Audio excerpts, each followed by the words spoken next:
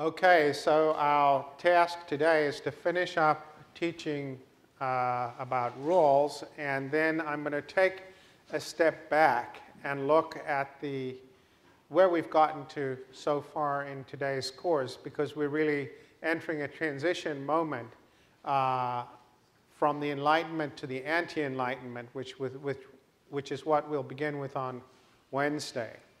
So we had just to recap briefly, we had been talking about Rawls' as two principles of justice, which were really three principles of justice.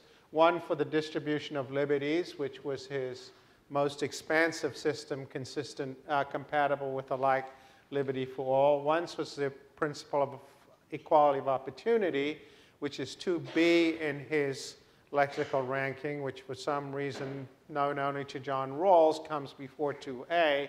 And the third one was 2a, this so-called difference principle, or what used to be called in welfare economics the maximin principle, which says maximize the minimum share. And I had explained to you why Rawls thinks the standpoint of justice is the standpoint of the most adversely affected, which is not a bleeding heart idea, but rather this universalizable idea, this notion that if you can affirm a principle, even from the standpoint of those people who are most adversely affected by it, you'll affirm it from every other conceivable standpoint as well. And so this translated into these L-shaped indifference curves where if we start with a distribution like that, anywhere in this area would be preferred because all Rawls is interested in is maximizing that distance. That is the size of the share at the bottom. He's indifferent to who has that share, so that, say, a move from X to F over here would be an improvement for Rawls, even though it's clearly a massive loss to A and a huge gain to B. He's not interested in that. The point is that the distance from the axis to F is greater here than the distance from the axis to X is there, and that's the only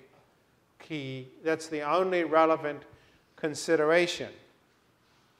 Now, sometimes Rawls is called an egalitarian, and as I began to point out to you at the end of Wednesday's lecture, that's really misleading.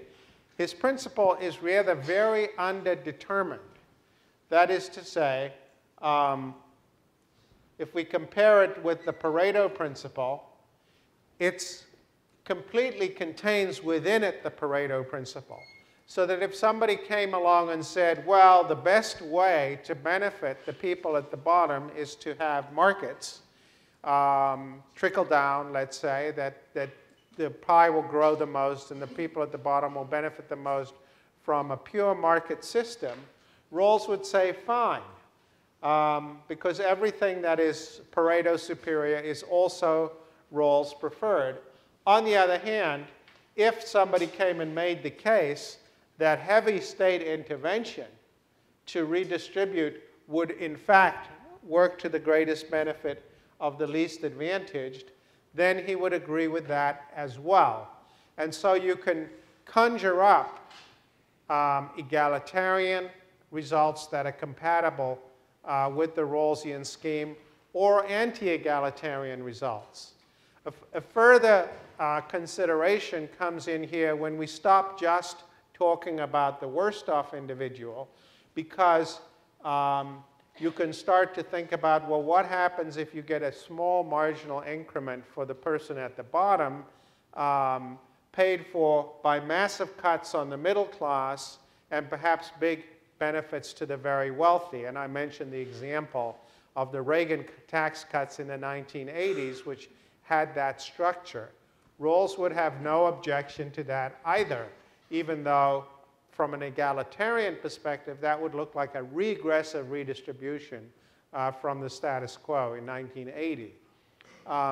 So it's a very underdetermined principle. It's not necessarily egalitarian or necessarily anti-egalitarian.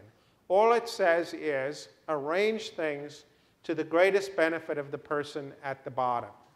And as I think I mentioned to you, Rawls took a lot of criticism in the 1970s and 1980s from people who would plow all the way through to page 300 and whatever it is in his book to learn that Rawls says he's agnostic between capitalism and socialism. And people say, well, to read 300 pages of a book about justice and discover the author is agnostic between the two main political economic systems of the 20th century isn't exactly satisfying. But Rawls's answer, as I said, is which type of political economic system actually operates to the benefit of the person at the bottom is not a question for political theorists. That's a question maybe for a political economist, maybe for trial and error through policy innovation. It's going to have to get hammered out in the real world of practical political economy. And so it's not a critique of the Rawlsian standard that it's underdetermined with respect to the choice of actual political economic systems. And I think that Rawls is on relatively firm ground there. We wouldn't want to think that what political economy is the most efficient from the standpoint of benefiting people at the bottom is really a philosophical question when clearly it is not.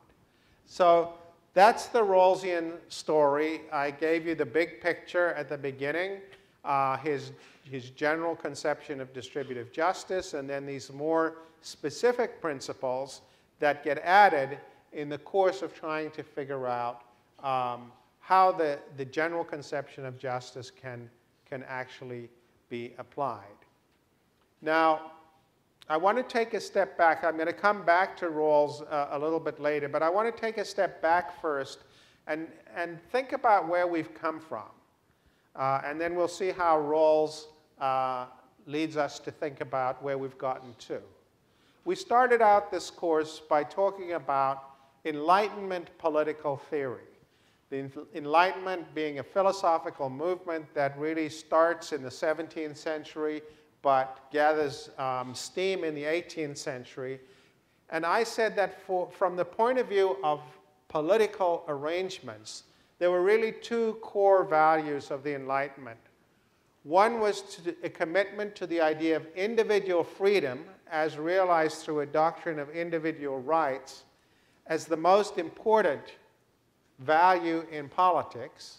And the second was a commitment to science, reason and science as the basis of politics, rather than things that had prevailed hitherto, such as natural law or tradition or natural rights or religious argument, that rather the move, which we saw so dramatically with Bentham, but has been present in one way or another with everybody we've looked at, the move is to say, no, we're not going to appeal to tradition, we're not going to appeal to religion, we're not going to appeal to natural law, natural rights, we're going to appeal to the idea of science.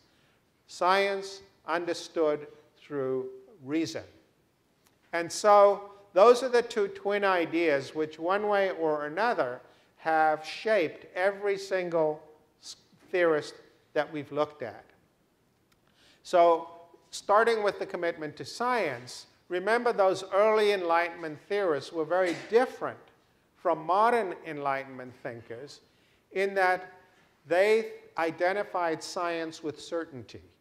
Remember the Cartesian idea that you have certainty about the contents of your own mind, or Locke's point that only we have that kind of privileged access into the contents of our own soul. Remember his famous line to the effect that true and lasting conviction requires inward persuasion of the mind, and that can't be forced on anybody by the magistrate or anybody else, that this internal certainty is so important.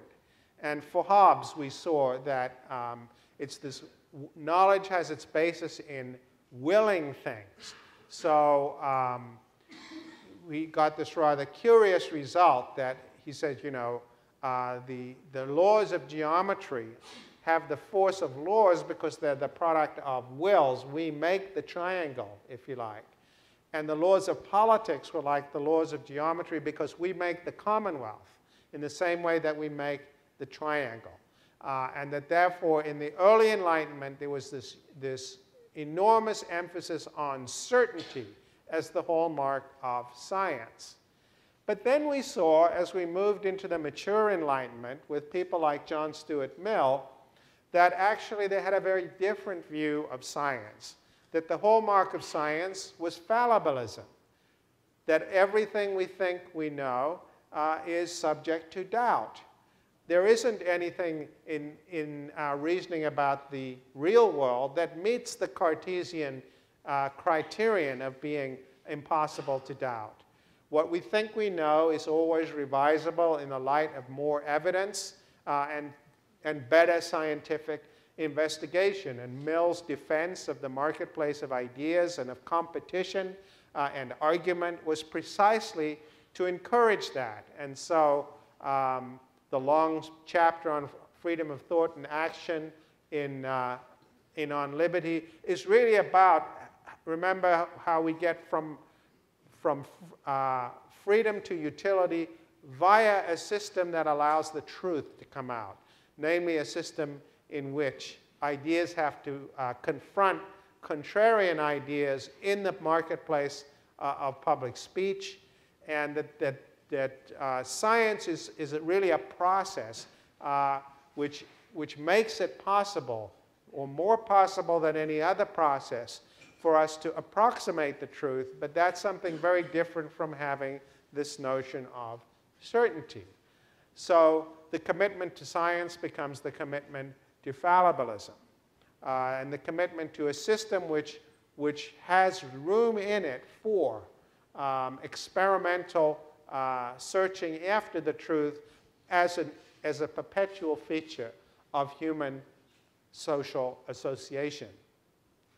Now, when we look at Rawls and Nozick and the social contract theorists, we find, at least in some respects, a sort of throwback to the early Enlightenment, at least in the Nozick and the Rawls that we've talked about to date. That is to say, they are looking for a unique answer to the question, what principles would people agree upon if they were designing society afresh? And this hypothetical social contract, so-called, depends on the idea that there's a unique answer to that question, right? So they concede that there never was a social contract, but they say, suppose we were designing the rules from scratch, what rules would we design, even though no society was ever created in that way? And the thought was, well, if there's an answer to that question, if there's a definitive answer to that question, then we have a standard, a yardstick for measuring actual institutional arrangements. That is to say, societies that come closer to that standard can be judged better than societies that are further from it. And as societies evolve over time, if they evolve toward it, they'll be improving. And if they evolved away from it, they would be getting worse. So this was the Kantian, or what I called neo-Kantian aspiration, to come up with a standard which any rational person must, on reflection, affirm. And if you can say what that is, then you have your yardstick by reference to which you can look at actual political and social arrangements. And it might be worth pausing just for a second to notice that Immanuel Kant himself, who we didn't read in this course, so you'll have to just take it on faith from me, Kant himself was deeply skeptical that that could be done, because he thought that social and political arrangements are inevitably dependent on empirical considerations, and you're not going to get universal laws about those things. So Kant himself would have been skeptical of the Rawlsian project. You'd have said, you're not going to be able to get empirical propositions about the organization of society that are going to rise to this level of a categorical imperative. And I think that one implication of our discussion of roles is that Kant was in fact right. That, for example, Rawls's story about protecting the position of the person at the bottom assumes an enormous degree of risk aversion. Now, he had an answer for why. He said, well, there's no necessary relationship between the level of economic development and the fortunes of the person at the bottom. So you had that Graves risk assumption. But we saw that even that becomes problematic if you think about very marginal improvements in the condition at the person at the bottom coming at enormous costs for the person a little bit higher up. It's not at all clear that the rational thing to do would be always to, at no matter what cost, to preserve the condition of the person at the bottom. An important article about this published by John Harsanyi in 1975 argues that if you really think that people have a rational view of risk, it would make more sense to choose utilitarianism behind the veil of ignorance than it would make to choose the Rawlsian commitment to maximizing the position of the person at the bottom. Now, it's not obvious that Harsanyi is right, but nor is it obvious that Rawls is right. And once you make that admission, then you no longer have a unique answer. You say, well, we plug one set of psychological assumptions in about risk, and we get Rawls. We plug a different set of assumptions in about risk, and we get Harsanyi. And so it's all being driven by the assumptions about human psychology that we plug into the model. And of course, once you recognize that, then you don't have a unique answer. Another way of putting it is that the young Rawls was rather naive about what is uncontroversial in economics, psychology, and sociology. That is, Rawls made a distinction between the laws of psychology and economics, as he put them, which we do have knowledge of behind the veil of ignorance and which he was treating as uncontroversial, and then the specific knowledge that we have about our particular life plans, goals, and so on, which he kept hidden from us.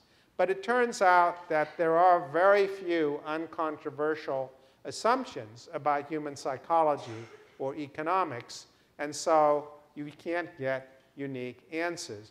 And indeed, if we only restrict ourselves to economics, one of the most interesting developments in economics of the past decade is precisely the turn away from standard economistic assumptions into the field of psychology to see how preferences are formed, why people have the risk profiles that they do, and so on. And much of modern behavioral economics regards as subjects for study rather than axiomatic assumptions, the sorts of things Rawls wanted to work with. So there isn't a unique answer. Now, as it turns out, as Rawls became older, he realized that this neo-Kantian venture was built upon a hill of sand, and that he wasn't going to be able to make Kant's ethics do the work in social contract theory that traditionally had been done by natural law. That, for the reason that I just gave you, you're not going to actually be able to get unique results out of it. And so the mature Rawls made a different kind of move, which in some ways is an even bigger retreat from the early Enlightenment than was Mill's retreat to fallibilism. And that is the move that comes under the heading of political, not metaphysical. And that's the name, the subtitle of the article I had you reading about for today. And so here's the intuition. It's counterintuitive until you think it through. But then I think it's actually quite a powerful intuition. And I'm going to explain it to you actually not by reference to Rawls, but by another person called Cass Sunstein, who's a lawyer at the University of Chicago, who you might hear a lot about him because he's on the long short list for Obama picks for the Supreme Court. So Cass Sunstein might be in the news. Stay tuned. But Sunstein has had a different slogan, not political, not metaphysical, but rather what he called a theory of incompletely theorized agreement. Now, this is not an elegant term, but let me give you the intuition here. We often think, when we think about political disagreement, we often think, well, people can agree on very general things, and the devil is in the details. People can agree, that freedom is good, but they can't agree on what is actually required for freedom when you get down to brass tacks of arguing about policies. Does freedom require people have universal health care? Some people say yes, some people say no. Right? So one view of political disagreement is we can agree at a very high altitude, but then when you start to get into the dirty particulars of everyday life, then we can't agree. Sunstein and Rawls in his political, not metaphysical mode have the almost opposite intuition to that. And so here the sort of example would be, well, think about a faculty in a university trying to decide whether or not a junior person should get tenure. They might be able to agree that the person should get tenure without being able to agree in a million years about why the person should get tenure. Or when we think of Congress passing a piece of legislation, when we think of Congress passing the health care bill that just went through, warts and all, through the House, you get the votes. But if those people had to agree upon why they were voting for it, they couldn't agree in a million years. They all have different reasons for why they're voting for it, or why they're voting against it, for that matter. Right? So the notion of incompletely theorized agreement is, you know what? We don't care. We don't care. Or Rawls's idea of political, not metaphysical. The question is, what political arrangements would people with very different values, commitments, worldviews, metaphysical systems, what would they agree on? What would be, to use another one of Rawls's terms, what would be the overlapping consensus? Think of sort of, a big Venn diagram where you got a lot of circles, mostly not overlapping, but they all overlap in one area. That's the overlapping consensus, okay? And we don't care about the parts that don't overlap. So it's much less rationalistically ambitious, because now if you think back to the first principle, we don't have to say that the fundamentalist would agree that she or he has more freedom in a disestablished church regime than the non-fundamentalist would have in the fundamentalist regime. All we have to say is that the fundamentalist accepts this. We don't know why. We don't care why. So that's the notion of incompletely theorized agreement, or political, not metaphysical. We're just going to look for what is the overlapping consensus for people with very different worldviews, metaphysical systems, beliefs, etc. Okay? And so another way you can think about this is, instead of saying, First, I'm going to convince you of my metaphysics and my epistemology and my theory of science. And then when I've persuaded you about all of those things, I'm going to show you how my political theory follows. On the Sunstein or mature Rawls view, that's a mug's game. You're never going to do it because people are never going to agree about all of those things. And more important for politics, we don't need them to agree about all of those things. All we need to do is find the overlapping consensus that they will affirm.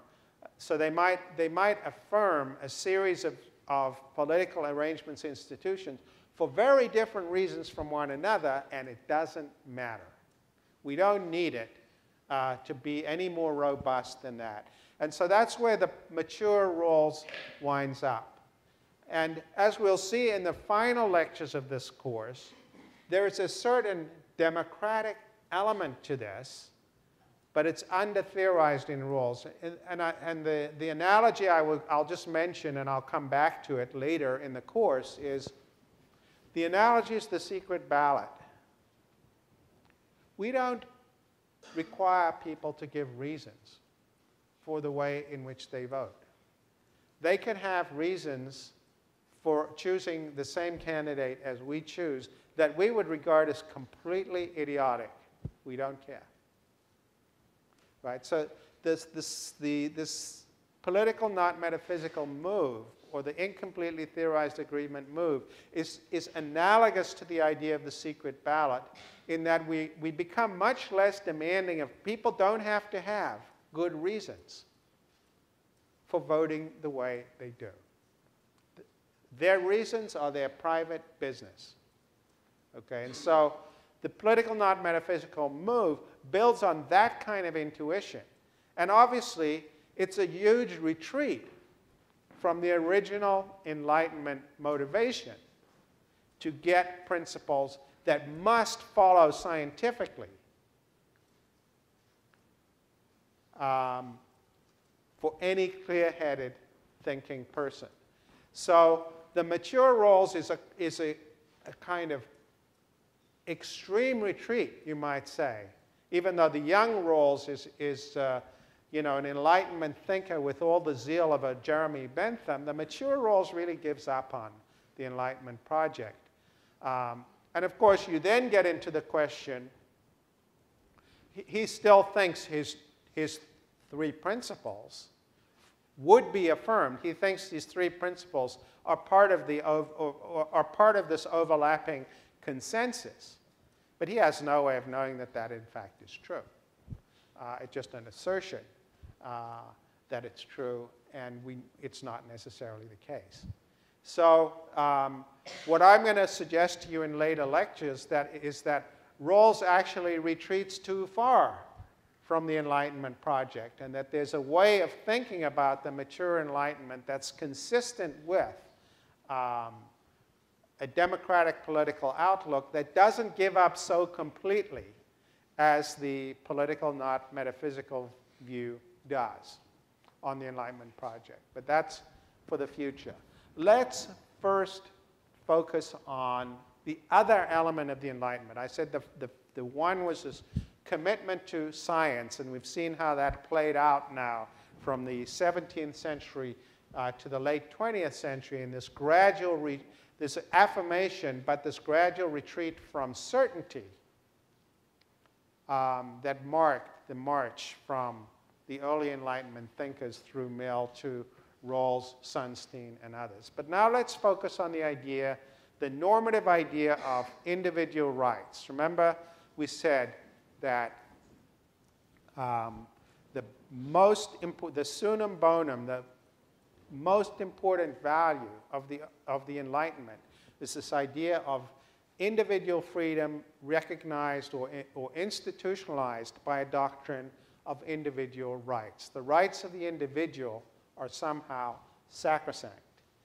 And we saw that in the early Enlightenment, this had a theological basis. Remember, I said to you that Locke was tormented by the theological controversy between the two sides, some of whom said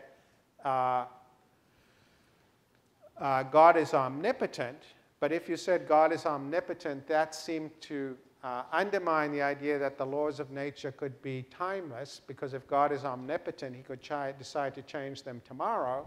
So either God is omnipotent or the laws of nature are timeless, but not both. And he wrestled with that. If you go and read his essays on the law of nature, published in 1660, you see him really tormenting himself. But at the end of his life, he comes down firmly on what we call the will-based theory. The idea that something can't be a law unless it's a product of a will, and so we'll go with the omnipotence and let the omniscience fall by, let the universalism fall by the wayside. And so that was the idea of God owns his creation because he made it, and God knows his creation because he made it. And then the move Locke makes is that God gave us the capacity to make things for ourselves. We become, as he called it, miniature gods, that so long as we act within the constraints of the law of nature, we can behave in our realm in a way that's an analogy of the way God behaves in his realm. We can create things over which we have maker's knowledge, just as God created maker's knowledge and rights of proprietorship over his creation. This idea that we're miniature gods. And then we saw what happened to that idea, we called it the workmanship model. We saw what happened to it over the course of the next several centuries. In particular, we saw that beginning with Marx, what you get is an attempt to secularize the workmanship idea. That is to say, to cut it loose from its theological moorings, but still affirm the basic structure of the idea that making confers ownership.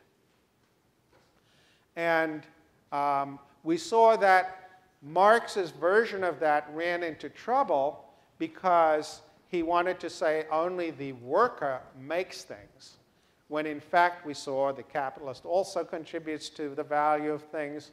And then we looked at the feminist critique of Marx, which was, well, yes, and the stay-at-home spouse contributes to the value of what the worker makes, and indeed even perhaps the Sunday school teacher who drummed the work ethic into the worker contributes to the value of what the worker makes, and so on. So that if you have this idea that making confers ownership, you're going to get a complicated web of overlapping and indecipherable entitlements, not any clean argument of the sort that Marx's theory of exploitation aspired to be. And so we saw that if you look at the Marxist tradition, they eventually give up on all of that, people like John Romer and Jan Elster and Jerry Cohen, and instead just they give up on the idea of workmanship and turn to arguments about power. But most people wouldn't find that entirely satisfying, because most people do want at some level to link what we get to what we do. People are not, even if the notion of workmanship is problematic, most people don't want to give it up entirely.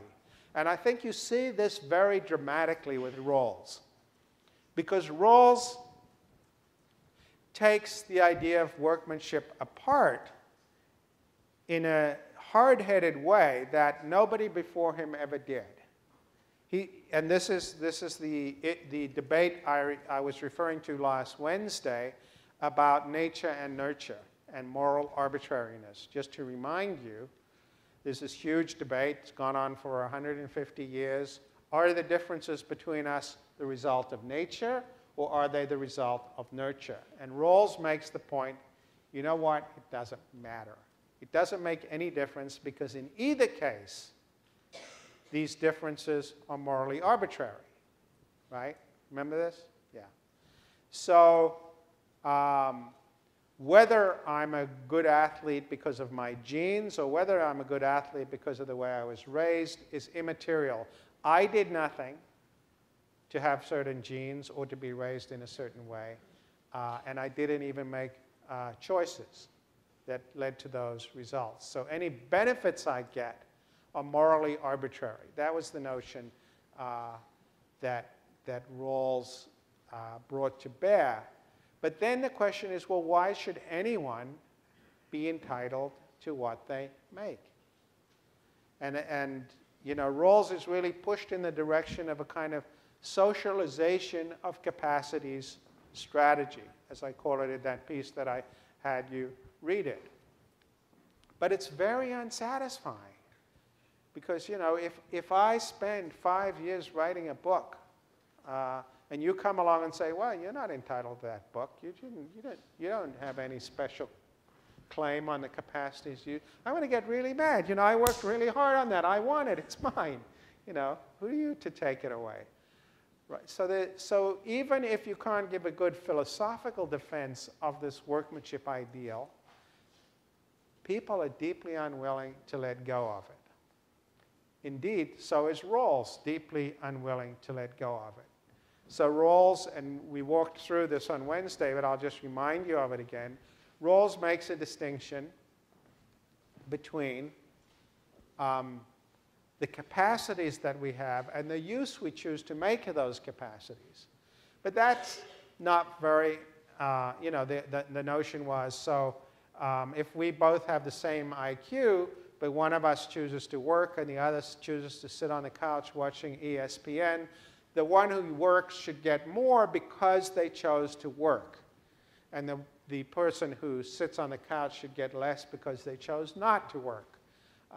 But that doesn't really work for Rawls because once you've made the move into this land of moral arbitrariness, the differences in weakness of the will are themselves distributed in morally arbitrary ways. So perhaps you know, the person who works all day had the work ethic drummed into them a mile a minute by some Sunday school teacher or very involved parent, whereas the one who winds up sitting on the couch all day didn't. Their father was, you know, off stoned all day or something when they were supposed to be being taught the work ethic. Well, if the capacities themselves are morally arbitrary, then the differences in the capacity to use the capacities so you can get, obviously, an infinite regress.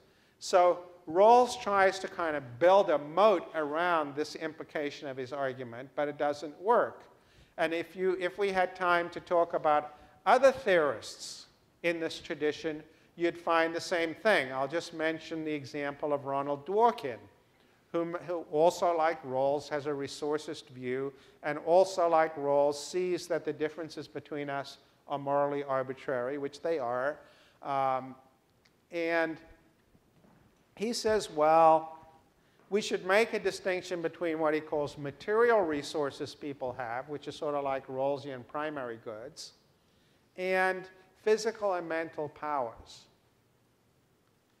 And we should treat the differences in material resources as morally arbitrary, but not the differences in physical and mental powers. But again, you have to come back and say, why not? He says, well, we couldn't redistribute them. But actually, that's not true. For instance, think about blind people. You could have a system which said, well, if some people are blind, we have to compensate them for their blindness, because they have a morally arbitrary disadvantage, right? Or indeed, if you really wanted to be brutal about it, but it's nothing in the logic of what Dworkin's saying rules it out, we should just blind all the sighted people, right? Or maybe the technology, we get forcible eye transplant. It's not a path people are going to want to go down, right? It's not a path people are going to want to go down, but it's hard to see why not? Right? It's hard to see why not once you take this idea of moral arbitrariness seriously. So 2 points to make about that. If we go back to the very beginning, this was never a problem for Locke, right? And we should remember that because after all of this comes from Locke. This workmanship model comes from Locke. Why is it not a problem for Locke? Because for Locke, if we have differences in capacities, it must have been God's plan, right? Remember, Locke's story is human beings are God's creation. Human beings do not create other human beings. He's very clear about this in his discussion of parental rights. We don't own our children in the way that we own our property because we don't create children. God creates children, and he implants in human beings the urge to reproduce, but we don't fashion the child. We can't create a child in an architectural sense, and most importantly, of course, for Locke, we don't put the soul in the child. So God does all of that. So children are God's property, and parents are fiduciary. So we don't own our children. So if it turns out that some of us are smarter than others, or some of us are more hardworking than others, or some of us are better athletes than others, we don't have to, there's no moral imperative for us to have some account of why those differences exist, because they're not products of human action. They're products of the divine choice. So in the Lockean story, this isn't a problem. But the minute you secularize the workmanship ideal, this issue arises. Why is it that some people should get more than others just because of morally arbitrary characteristics? And the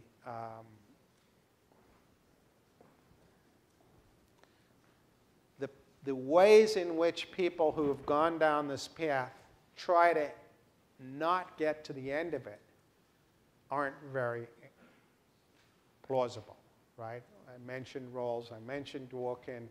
We could have looked at some others I talk about in that piece, Jerry Cohen being one of them, but it doesn't work.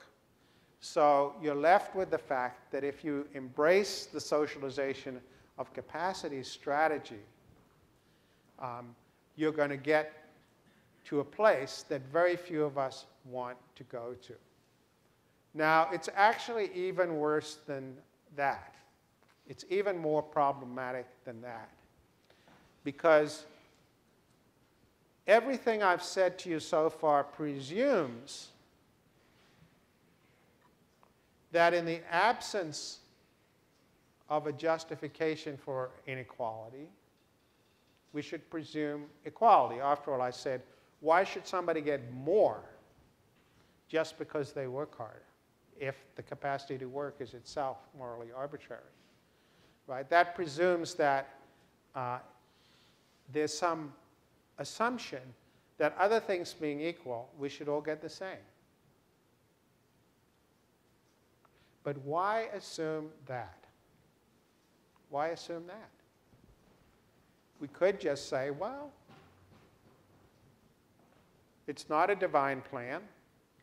So, some people are lucky and some people are unlucky. There it is. Losses must lie where they fall, as a famous American judge once said. And gains should lie where they fall. And so you could get Nietzsche. We'll hear a little bit more about Nietzsche when we read Alistair McIntyre next week. You could get the view that, the strong win, and it's just the way it is. And asking moral questions about it is simply irrelevant. Now, Rawls thinks he has an answer to that, which is what I started with at the very beginning of the Rawls lectures, which was essentially, remember when we had the discussion of what's the fair way to cut a cake? And one of you said, well, the fair way to cut a cake is to give the knife to the person who takes the last slice, and then he will divide it equally, or she will divide it equally. Presumption being the person wants to maximize the slice that they get, the residual slice. And the way you do that is to divide it equally. But I made the point that that's not really an argument for equality, right? That's not a moral argument for equality. It's not a moral argument for equality because it assumes what we want to get is equality, and then you create the mechanism to generate that result. So if, for example, we added more information and we said, well, we know that the 6 people here waiting for the slice of cake, one of them has 3 cakes at home, and one of them has nothing, and one of them is a diabetic, and one has, you could, as soon as you introduce information of that sort, then it's not obvious where you want to wind up is equality. And so saying to the person with a knife, you get the last slice, becomes problematic, right? So all of this is only to make the point that the cake cutting example does not establish the moral desirability of equality. On the contrary, it assumes you've decided equality is where you want to end up, and then you create a mechanism that generates it. And that's the structure of what Rawls does in his theory of justice. He assumes that his principles are where we want to end up, and then he structures the choice situation to generate them. But it means if you favor equality, or if you favor efficiency, or if you favor some other basis for distribution, you have to have an argument for it, some other argument for it, other than just that it gets generated in this way. And to the extent Rawls has any argument at all, it's this kind of prudence, this there but for fortune go I, the grave risks. We better take care of the person at the bottom because it might turn out to be me. But as we saw, that assumes a view of risk that some people find irrationally conservative. And so we don't really have a clear, clean-cut answer. And so we don't really have a very satisfying evolution of the workmanship ideal from Locke down through the present. It's a theological argument. In Locke's formulation, it's got this very nice, coherent, all fits together.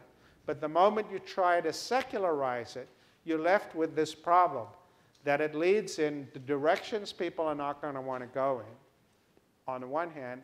On the other hand, they're not going to want to get rid of it entirely either.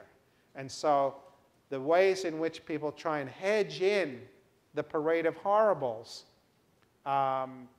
doesn't entirely work. And we're left with this kind of nagging feeling that there's got to be some way to salvage this workmanship idea, but we haven't managed to do it.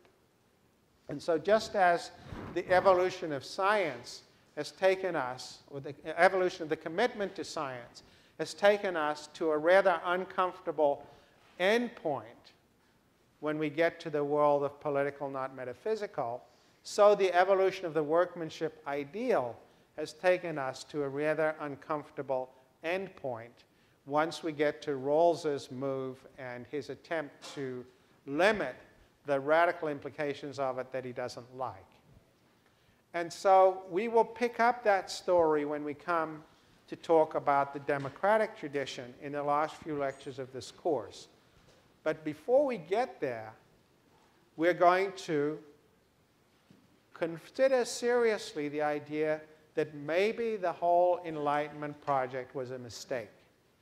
Maybe we should reject the whole Enlightenment venture. This was, of course, the view of Edmund Burke, the Irish political thinker that we'll talk about on Wednesday.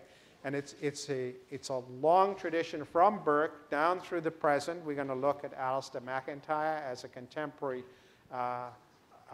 defender of this view.